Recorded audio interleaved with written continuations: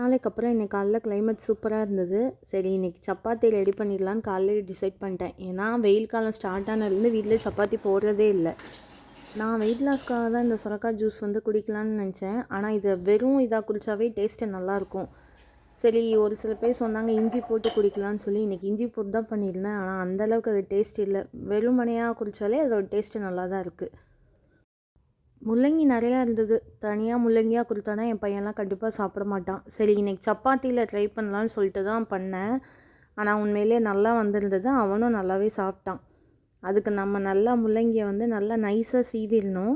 அதில் கொஞ்சம் மல்லி இலை நல்லா குட்டி குட்டியாக நறுக்கிட்டு அந்த முள்ளங்கியோடு சேர்த்து ஆட் பண்ணிடணும். இது கூட கொஞ்சோண்டு ஜீரகத்தூளும் நம்ம காரத்துக்கு ஏற்ற மாதிரி வரமிளகாத்தூளும் ஆட் பண்ணிக்கலாம்.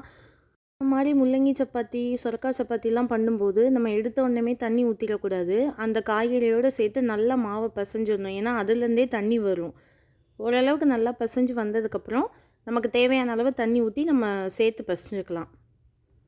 அதே மாதிரி தான் தேய்க்கும் போதுமே நம்மளால் நார்மல் சப்பாத்தி மாதிரிலாம் வந்து ரொம்ப ஃப்ரீயாக தேய்க்க முடியாது. கொஞ்சம் ஈரப்பதம் இருக்கும். அதுக்கு என்ன பண்ணணும்னா கொஞ்சம் மாவு வந்து நம்ம மேலே தூவிக்கலாம். தூவி தேய்க்கும்போது ஓரளவுக்கு நமக்கு நல்லாவே வரும். அப்படியே மதியத்துக்கு லஞ்சுமே செய்ய ஆரம்பிச்சிட்டேன். இன்றைக்கி வந்து தட்டாம்பயிறு புளிக்குழம்பும் அவரைக்காய் பொரியலும் தான் பண்ணியிருந்தேன்.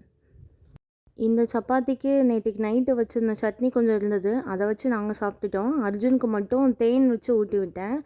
சப்பாத்தி பாருங்கள் எவ்வளோ சாஃப்டாக வந்திருக்கு அப்படின்னு. கண்டிப்பாக குழந்தைங்களுக்கு இந்த மாதிரி கொடுக்கலாம். நானுமே இன்றைக்கி தான் ஃபர்ஸ்ட் டைம் முள்ளங்கி சப்பாத்தி ரெடி பண்ணேன். அதில் ஒரு ஸ்மெல் வரும்ல வதக்காமல் போட்டால், அந்த மாதிரி இருக்குமோன்னு நினச்சேன். ஆனால் அப்படியெல்லாம் எதுவுமே இல்லை. நல்லாவே இருந்துச்சு. தெரியாமல் புளிக்குழம்பு சாப்பிட்ணுன்னு ஆசைப்பட்டேன். ஏன்னா இந்த குழம்பு எவ்வளோ தான் கம்மியாக வச்சாலும் திருப்பி 3 நாள் வச்சு சாப்பிட்ற அளவுக்கு மீதமாயிருது. என்ன பண்ணுறதுனே தெரில. இந்த மாதிரி புளிக்குழம்புக்கெலாம் வந்து ஒரு கூட்டு, ஒரு பொரியல், ஒரு முட்டை வேக வச்சு சாப்பிடும்போது ஒரு ஃபுல்ஃபில்லாகவே இருக்கும். ஆனால் இன்றைக்கி முட்டை சாப்பிட முடியாது. ஏன்னா இன்றைக்கி சாட்டர்டே. அவ்வளோதான், வேலையெல்லாம் முடிஞ்சுச்சு.